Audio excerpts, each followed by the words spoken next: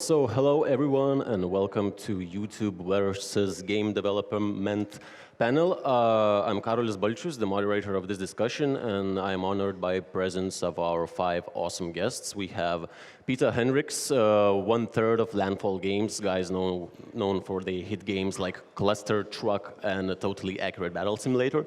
We have Tomas Sakalauskas, which is one-man studio, No Breaks Games, the man who made Human Fall Flat. And of course, we have our precious YouTubers that I'm sure most of you and, well, basically 90% of local GameOn crowd are familiar with.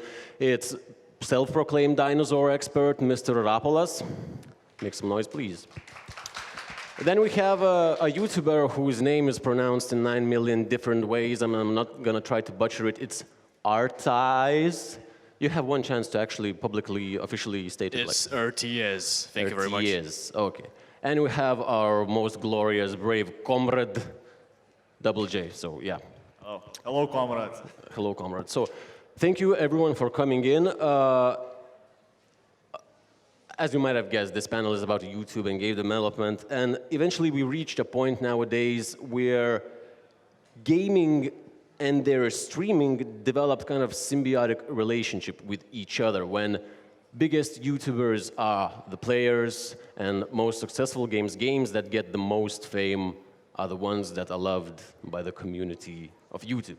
So getting straight to the point, I'd like to ask our YouTubers one simple question. What does it take for a game to be featured on your channels, guys? All right, I'm going to start then. Well, first of all, I have to like the game. There are lots of genres like sports, racing, shooter games, and I'm more the guy to play shooter and, well, horror. Okay. And I always look up to them because my audience likes horror games. Like, whenever I upload a horror game video, there's always like twice as many views than usually. And yeah, it makes me really happy because I'm a huge fan of horror games, and yeah, I enjoy them very much. Gentlemen? Okay, my turn. Hello, test. Okay, for a game to be featured on my channel, it would be first fun, then it has to have some views. Of course, it's got to be with dinosaurs, but no, not really. It has to be a certain situation. I remember my first featured game when a game developer decided to actually contact me. That was a huge deal because I thought like you gotta be like 100,000 subscribers, 200,000, but I think I had like 20,000, and someone actually decided, you know what, I created a game and I want you to advertise it. I was like, yes, I don't, whatever. Like I think the video even, I didn't get that much views, but it was a huge like a compliment to me that you decided to, share to me, yeah. Double J, you have any input? For a game to be featured in my channel, first of all, when I see the game cover, the thumbnail, it should be beautiful. That's it. So your aesthetic value?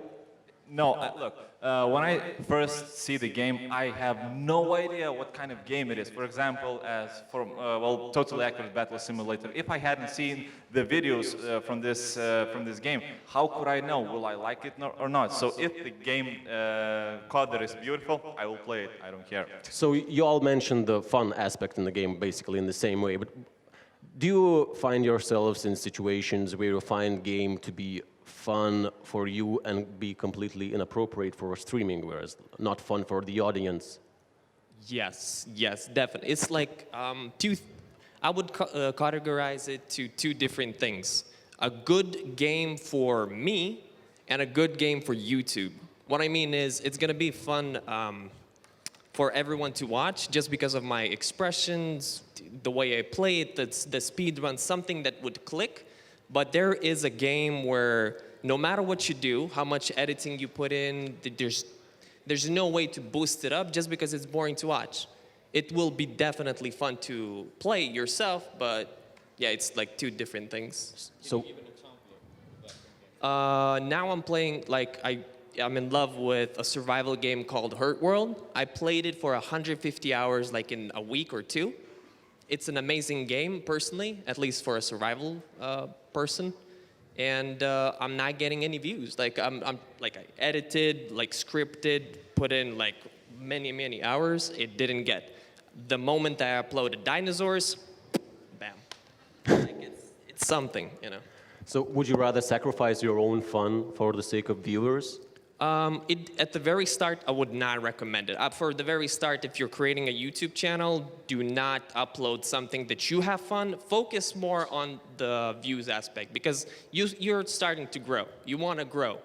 You don't want to just have fun. I don't know. Maybe you just want to have fun. I don't know. It's two different things. But if you want to grow your channel, you got to focus on the audience because audience is more important than you. All right, but what if you are a well-established YouTuber? Oh, then, yeah. You have subscribers, you have the chance to play what you like.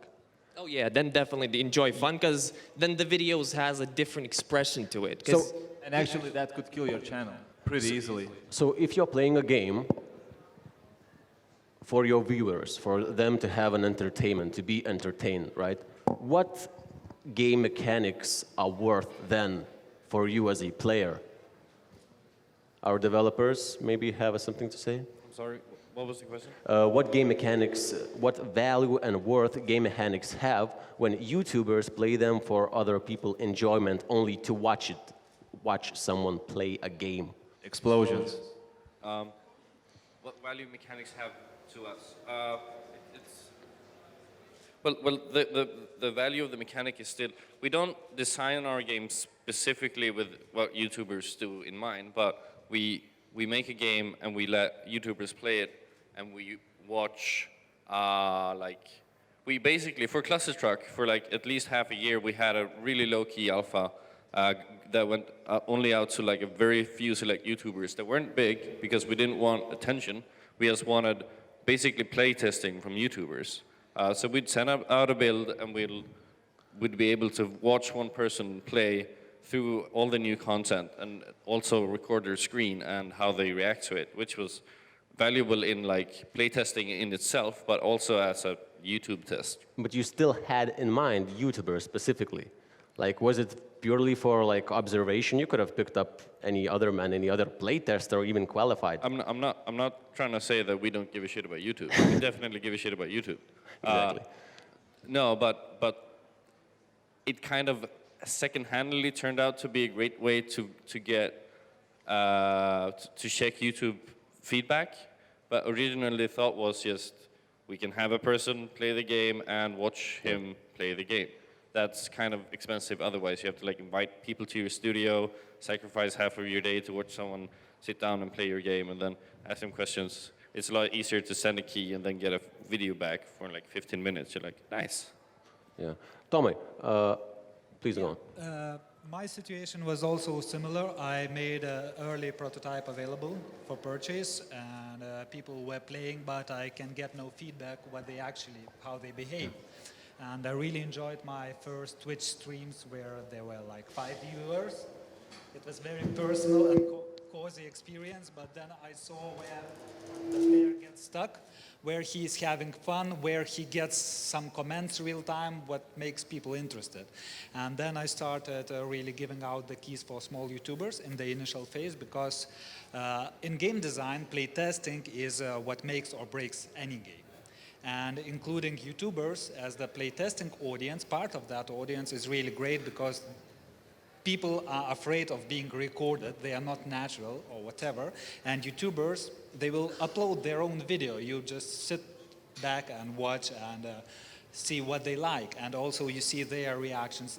You get all the likes and dislikes, you read all the comments, and you see, okay, this thing was streamable, this thing they liked, then YouTubers ask, give me 10,000 votes and I will stream next one.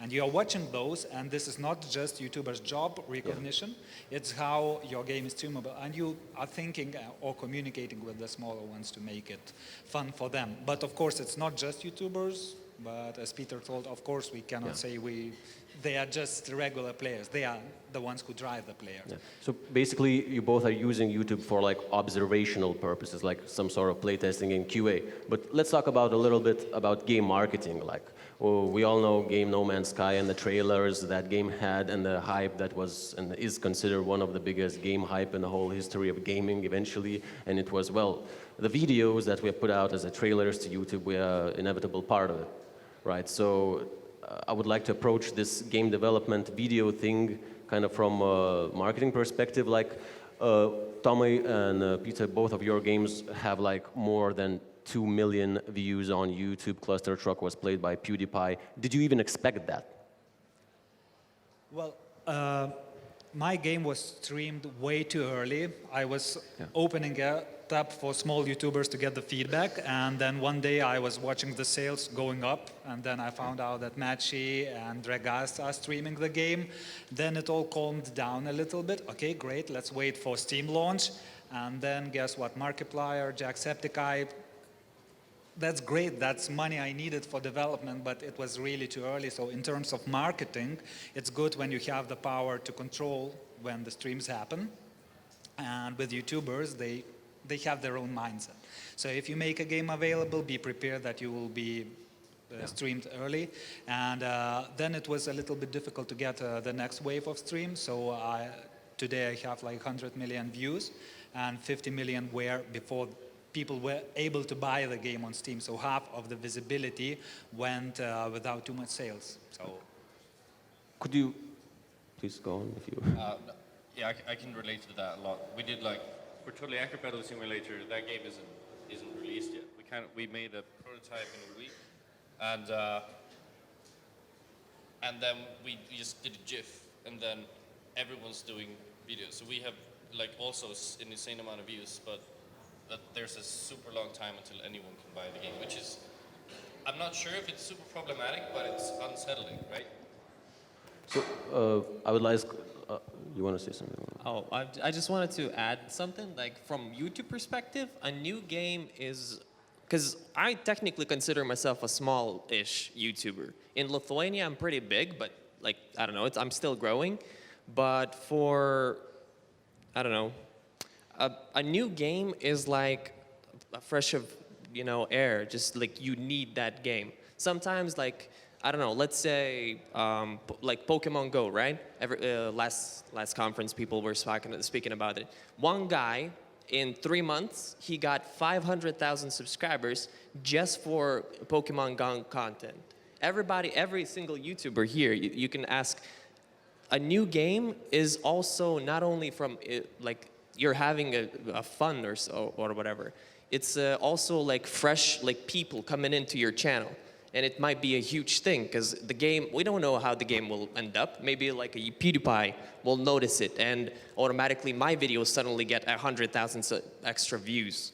Then it's like every single new game. That's why, like, whenever it's just like a sneak peek, everybody's like, oh, I gotta, like, first, I need to be first. So yeah, I don't know, you can also talk about it. We are actually talking here about the hyped games. Well, imagine there are tons of game developers who are developing games every single day. And you can actually take every game that was not played by PewDiePie, Markiplier, any other big YouTubers, and you can do a video out of that. And I can guarantee you won't, if you are a small YouTuber like us here, you won't get like millions of views. No, but just the second, I don't know, for example, PewDiePie uploads the video, I can guarantee that the people will start looking for the game, in the internet, in the YouTube, and they might stumble upon your video, and that's how you can get famous, actually. It's actually very interesting if the game is hyped or not, because Pokemon Go, yeah, it was very, very hyped game, and if you got yourself on the hype train, you can have, I don't know, millions of subscribers. But that's the point. The game has to be hyped. Remember No Man's Sky? The hyped game, but the views on the videos, I don't know, take like Jacksepticeye, he made few videos of No Man's Sky, he didn't got like very a lot. Jacksepticeye tends to have like 1.5, 1 million views, and on No Man's Sky I think he got less than that. So the hype, everything, everybody is about the hype. So if your game is not hyped, I'm sorry, you won't make it there. But you just mentioned like the whole PewDiePie factor, like if he would review a game. Yes, and if PewDiePie, I don't know, sees the game, because he can make awesome content out of pretty much every single game. Every single game, and he can actually tell others, tell viewers that this is a very nice game. Actually, PewDiePie made a video about Beer Simulator. I don't know, maybe you saw that. Who saw Beer Simulator? You know that? And the PewDiePie told that it is, oh my God, I'm sorry, can I say it was a shit game? And he said that on YouTube. And oh my God, the game developer quit making that, updating the game. And that's it. And everybody was, oh my God, yeah, hey, Beer Simulator? Yeah, that's a shit game because PewDiePie said that. And that's it. And the game died. That's it. And if PewDiePie said that, well, hey, wait a second. Well, we got Goat Simulator, we have Beer Simulator, and it's not bad. It needs to be polished a little bit. That's it. I guarantee that that person who made, I don't know, Beer Simulator, who could now just, I don't know, live on a huge yacht in the Caribbean Sea. That's it. He would be rich as hell. Maybe I'm just presuming. That's it. Can I? Okay. Can I ask if? So you guys spoke about like finding a game before PewDiePie, or if PewDiePie finds it after, right? Yeah. Is a game less attractive after or before? Yeah, like, how can I give you, like, the best tip that I can give to a new starting YouTuber is find a game before PewDiePie uploads a video. What I mean is, if you, like, there's specific YouTube things that I'm not gonna go into, but let's say you're gonna upload a video about dinosaurs, then suddenly PewDiePie a week after uploads a video about dinosaurs. There is a huge chance, like I want to say 50% chance, that that viewer will get recommended your video just because a week before his, you got uploaded that video. So YouTube is like, oh, you watched that video, you want to watch this? And it's huge for a channel, so. Okay, well, geez, I need to catch up here because I missed so many questions. All right, so back to the question to where whether I create videos for fun or the views. So yeah, I try to keep it balanced because if I create only for the views, I would just start forcing the videos, and that's something I don't want to do because I would just quickly, maybe possibly quit YouTube because I would just become uninterested, and yeah, that would just seem like a really huge job that I need to do and would stress me out and stuff. So yeah, just try to keep it balanced because I also want my videos to be like natural, to where I can express my emotions, be happy, be like laugh and stuff. So yeah, and about the question whether games are made for YouTubers. Well, there was a game where MrRapolas got about the dinosaurs, remember? Where the explosions in space. Yeah, so I contacted the developer to give me a copy too because I wanted to make a video because the trailer of the game was like extremely epic. And I was like, dude, there are explosions, lasers, space, dinosaurs, everything that people need. And I thought I'm gonna make a video, maybe like 3 minutes long, but it's gonna be like absolutely heavy edited, it's gonna be funny. And yeah, after like 2 days, I think I finished it, uploaded it, sent it over to the developer, and he loved it. He was absolutely like happy. And I think that like inspires creators. I forgot to mention, he was not like a huge game developer, like he was not known widely. Only one, like. Yeah, so that might also inspire, like if you make a video, it's funny and a lot of people enjoy it, they like get inspired and they want to make the game better and or make more games and stuff. So yeah, so he basically just started sending me a lot of games too, like, do you want to play this game, you know? Probably because like he enjoyed the video and yeah, it's pretty cool. I can actually answer the question. Is the game more attractive if a PewDiePie, if, for example, there was no gameplay of some kind of game and PewDiePie made a video, is it more attractive, for example, for me? No. It's, for example, if I played first, then PewDiePie, and then PewDiePie made a video after that, yes, of course, I will look at the video, and I think I will enjoy. But I think for the viewers,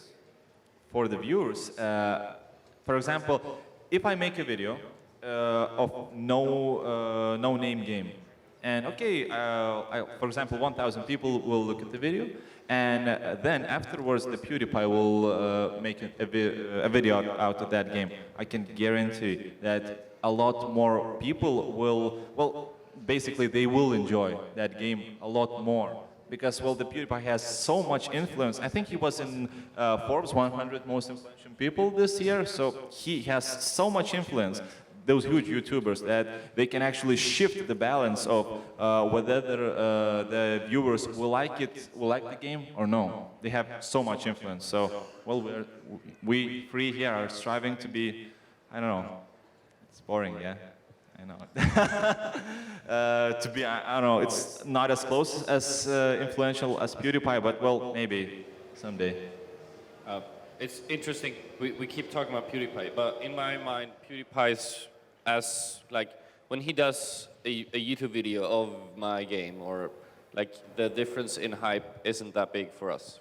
But wait a second, PewDiePie specifically. If I remember correctly, didn't he made one of the first ones who made a totally accurate battle simulator? Because when he made that game, well, I saw that game and I was, oh my god, I want to play that. And I was looking for it, searching, and I couldn't find it because there was, I don't know, it was closed beta or I don't know, or pre-alpha, I don't remember. But wasn't he the first ones who made the video out of that? The big YouTubers? No, Jacksepticeye was first. Okay, but still, the PewDiePie one. Okay, but no, okay. So my point is not that PewDiePie isn't huge. It's just that PewDiePie is so huge, but his influence is so small in game sales. It's like comparatively of how many views he has or how many subscribers. He's a relatively ineffective YouTuber, right? Jacksepticeye, on the other hand, is super effective. Like we see a direct change in sales if he does. If he uploads a video instantly. And then the difference between PewDiePie and Jacksepticeye will like make 13 videos. PewDiePie will just make the one, or maybe. Maybe that's why Jacksepticeye is more influential than PewDiePie in this case. Oh, okay. I would like to double that. Also, my game was streamed by PewDiePie, and I found out this because some of the fans told that PewDiePie has streamed the video. I didn't see PewDiePie in sales graph, although Jacksepticeye, even Matchy with 1 million subscribers, they make spikes, which are really noticeable. With PewDiePie, it was a couple of weeks after launch, so it was all up and down, but I didn't notice PewDiePie in my sales graph. And the other tubers, even smaller, each video, and they make 3 videos, I have 3 spikes. Okay, this is, let's say, Dragast streaming, that level. Okay, but what does that say? That PewDiePie is less influential than Jacksepticeye in the gaming world? In sales, maybe he is influential for viewers, but it doesn't convert. But that should correlate. Well, sales and influence should be very close to each other, no? I don't know why, but it kind of isn't. For example, look, the PewDiePie made an awesome video. I think a few days ago, he said, hey guys, I made a new channel. And guess what? After 1 day, he got how many subscribers in that channel? Who knows? I think the main thing is that PewDiePie is an entertainment channel. Yeah. Right? You watch PewDiePie be PewDiePie, and you watch him open boxes and random stuff.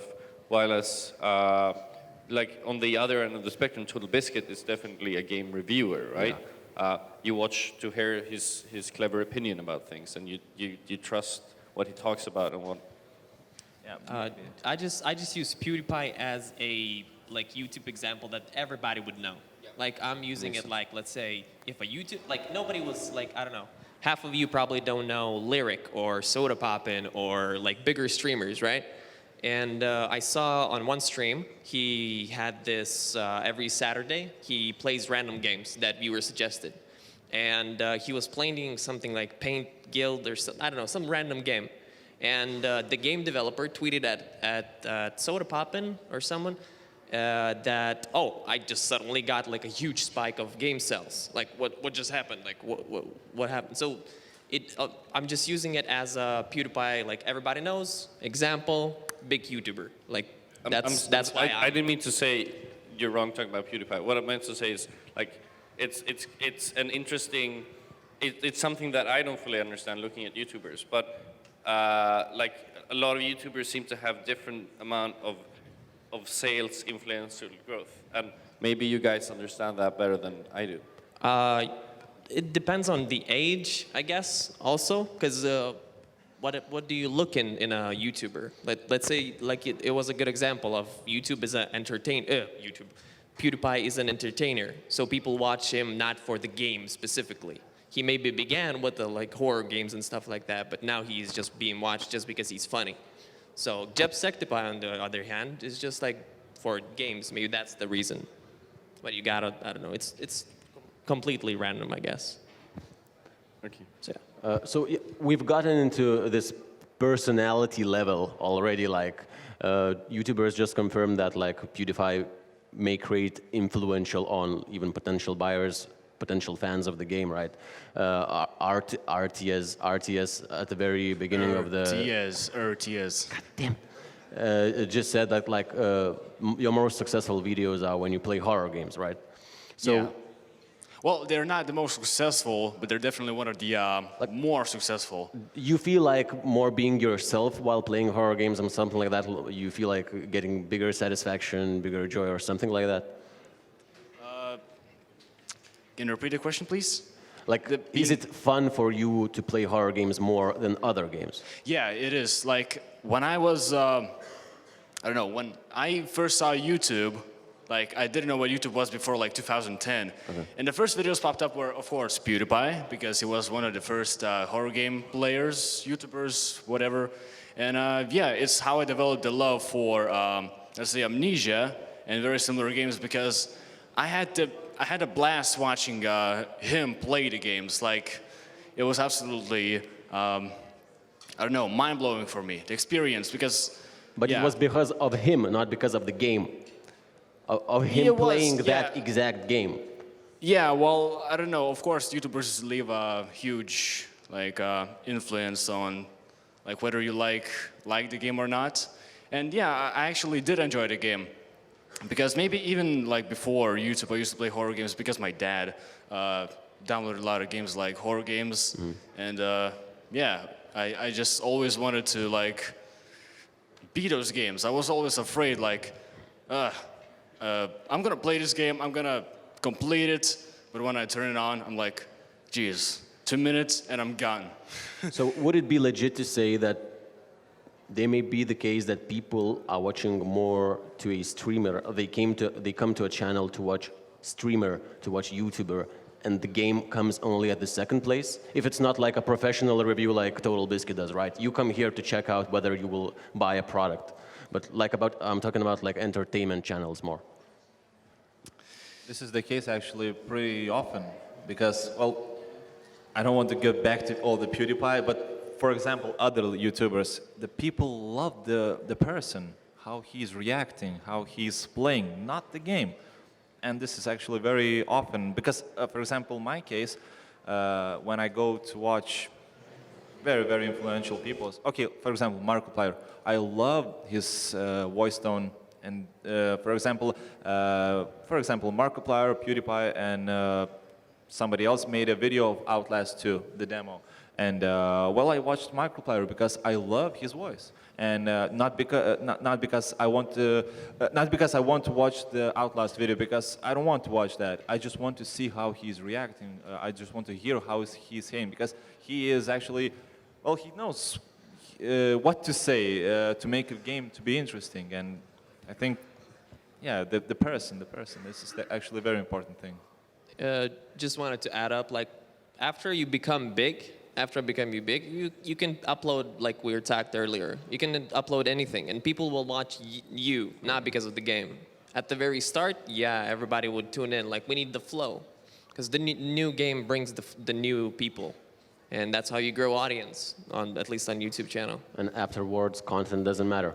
Well, then content matters for you more than because Then you what worth the rely, game has? You rely more on the games at the very start. All right. Then after a while, you just gotta put out something funny. Yeah, it's because like, first of all, like people like you for your gameplay, not you. But if you get people to like you instead of your gameplay or whatever, you can upload anything and they will just enjoy it. Like they enjoy seeing. They might not like the game, but they would just like to see you react to it. Like But if isn't it it's supposed to be a gaming channel, like related no, to no, the no, games? no, absolutely not. It could be anything, though I don't know. Of course, it could be like reacting channels, you know, reacting to different videos. Yeah. So I've got a question to everyone, both from YouTuber and game dev perspective. Have you met or encountered or maybe felt that it could be games that prioritize themselves towards viewers, YouTube streams, and less towards players themselves? Yeah, it's what I said. Like, it only takes like for a developer to see your video and like it, he will immediately be like, huh, I need to make a video where more YouTubers would enjoy, and they would also like make videos about it. And yeah, but I personally haven't seen any, well, not many at least, games specifically made for YouTubers to be filmed. Like, I don't know, not really familiar with that. I don't really want to talk about that, but there is a game that is specifically made for live streamers. Because people, there's like an add-on or whatever. I don't exactly remember the name of the game. I think it's called Streamline. I think like people in the chat vote for a certain item to appear in the game.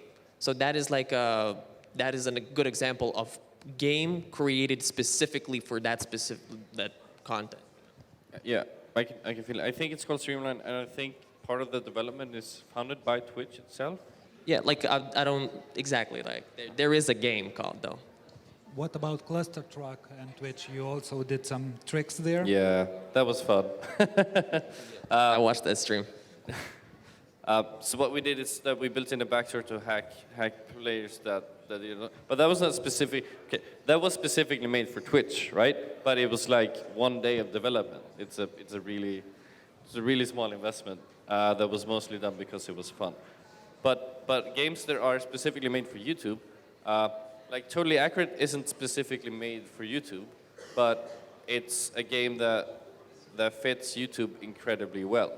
It's a party game or it's a more like party game. I think it fits YouTube so well because the experience of the player and the experience of the watcher is the majority of time the same, right? You build your units, then the player has input, but then you just watch it, and you watch it with the YouTuber who was watching it. So if we make a game that's fun to watch, because that is half of the game, it will be fun to watch on YouTube as well. Another thing, what I noticed that YouTubers like emergent games. So basically not everything is scripted, but you do something and then you observe what will happen in the end.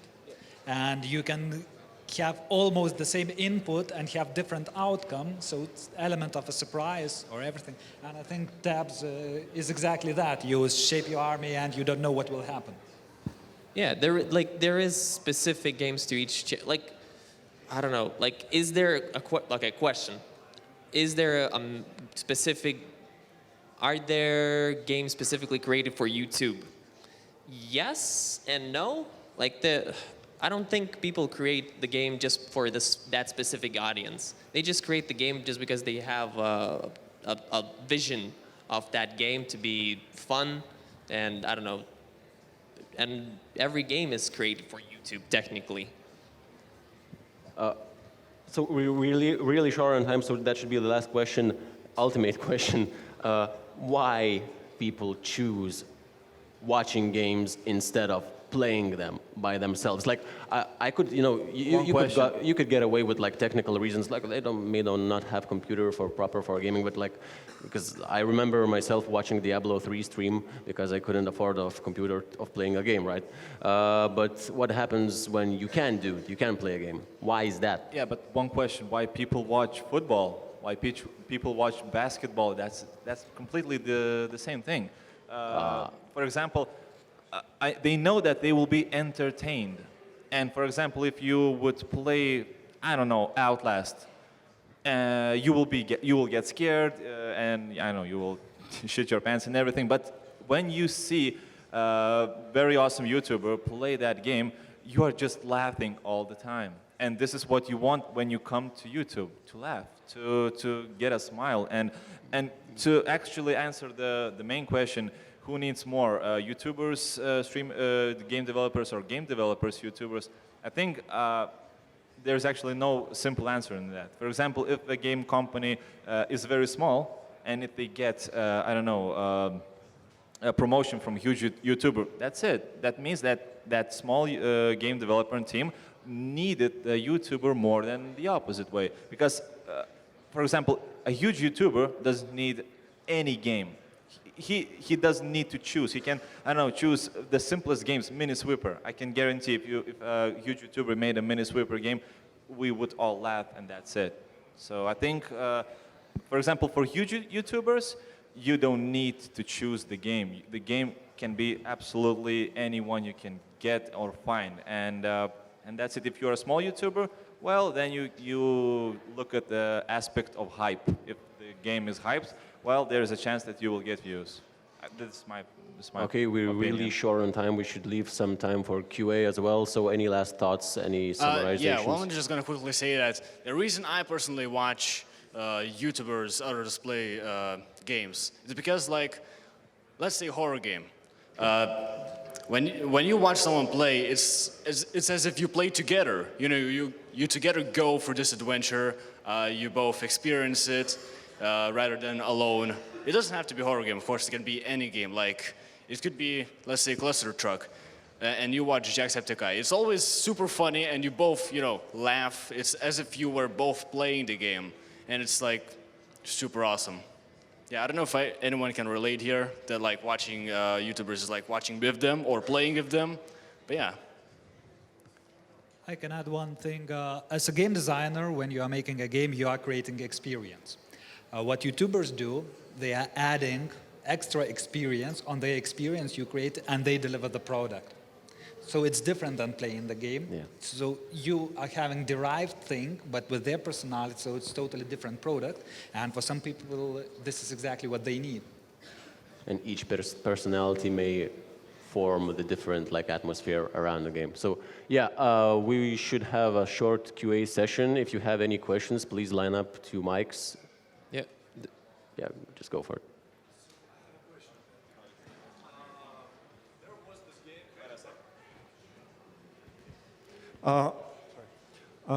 There was this game created by the RCN Games called, in case of emergency, Release Raptor. It bombed terribly, and it was widely criticized for being like a cheap ripoff of Goat Simulator, which was intended to like designed to be live streamed, played, and people hated that. That was not the case. That was not the original developer's intent, but people have seen that, they have seen what was not there. So the question is, for a developer, how scary it is to create a game with a very specific gimmick in it,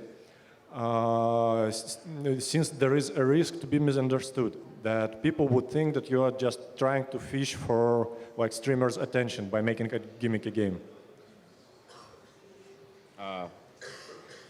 If it's scary to make a gimmicky game. Well, so the way we don't make a game in silence for a year and then release it, right? We make a game and we quite instantly ask our community if they like it. So we wouldn't end up there. I can't imagine. I don't know. Yeah, exactly. You test all the games with community and YouTubers, so you know what will be the end result. It's not something you release the game and then you find out that your game sucks because of that. You know your game sucks because of that, and then you try to remove it. And what you can't remove, you know it comes at no surprise. But does it actually happen? Like if you find out that something doesn't work, isn't it typically too late to change something that radically? Couldn't hear. When you suddenly find out after talking with communities that something doesn't work, isn't it typically too late to change something? No, no, no. If you deliver the game to community too late, then it is too late. But if you really work like we like to work with really early bits, you can change everything. You can see community doesn't like it. You throw away a couple of weeks of work, you pick another idea. Any more questions? There's a microphone in the first row. There's a... Yeah. So I wanted to ask a question regarding sales that you also talked about. In your opinion, or maybe do you have the data, what was more influential towards the cluster truck sales? Is it the gag that you did with the Twitch streamers, or was it the YouTubers? I'm not entirely sure how effective the Twitch gag was, which makes me think that people that watch Twitch don't actually, they're not very prone to buy off what they're watching, because we had a very good amount of attention from Twitch. This is definitely incorrect in the terms of like Battle Right and other online games. But for Cluster Truck specifically, the sales, the Twitch hack wasn't very significant in sales. Big YouTubers make a lot bigger difference. We had Soda Popping and we hacked him, and we didn't see a difference. Hello. As a game developer, when is the right time to approach the YouTubers, and how is the right way to approach them? The way we do it is we usually, we make a lot of games. We make tons of prototypes that no one ever sees. But when we find something we like, we post it on Imager and Reddit, really low key, and we see, does people think this looks interesting, right? If they think it looks interesting, we work some more on it. We find a game core loop that we enjoy, and we just send it out. And how to get people to cover it? If you have, I don't know how you guys think, but this is how I think you guys think. So I send you my game, and you go, what is this game? And then I send you a GIF that has 500,000 image reviews. Then you go, oh, PewDiePie hasn't covered it yet. I need to cover this. I personally, if I receive an email with, I receive 3 a month, right? And I pick one.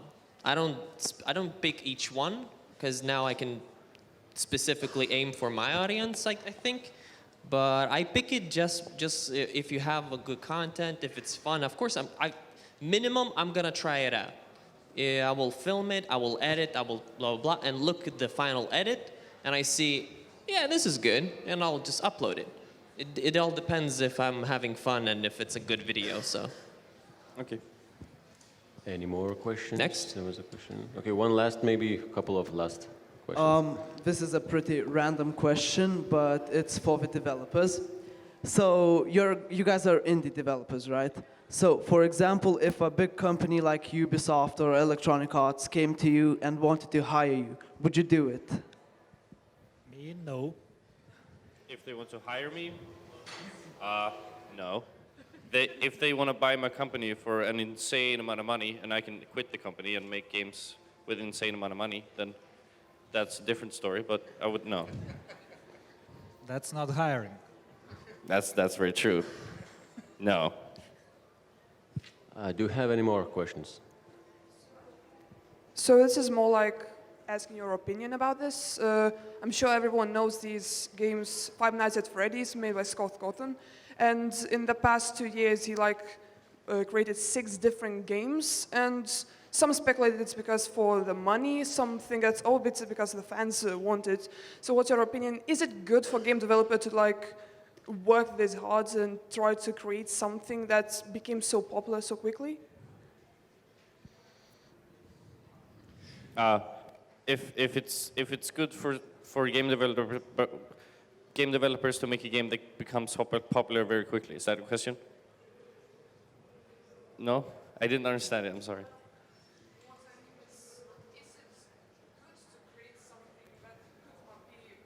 Is it okay to like, I'm not sure how to say it, but is it good for developer to work this hard and then people try to like speculate, oh, he's just doing this for the money? Is it okay for developer to work this hard just to try to impress his fans and maybe do not as good as before?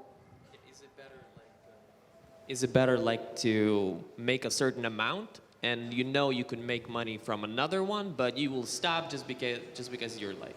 Simple question.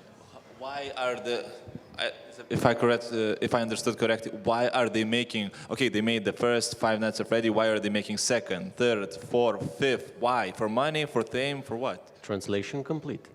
Okay. So I think we need more and more. Yeah, well, Scott, the creator of all Five Nights at Freddy's games, he released a book where he wrote, well, the story of Five Nights at Freddy's. So he's creating games like from the story, from the book. Like all the games are from the book. So if you read, you can find all the moments there. So I think, of course, he's making the games for money. I mean, who wouldn't, right? But he's also like he also wants to make the games because he wants to like include the story from the book. He wants to continue the series because he enjoys it. Like, why would he stop it? It's like his favorite thing to do. Like, he enjoys making those games and seeing people react to them, not only just read book. So, yeah. Okay, so that's about it. Thank you everyone for coming. Sorry, time's up. Thank you very much. Thank you. Thank you.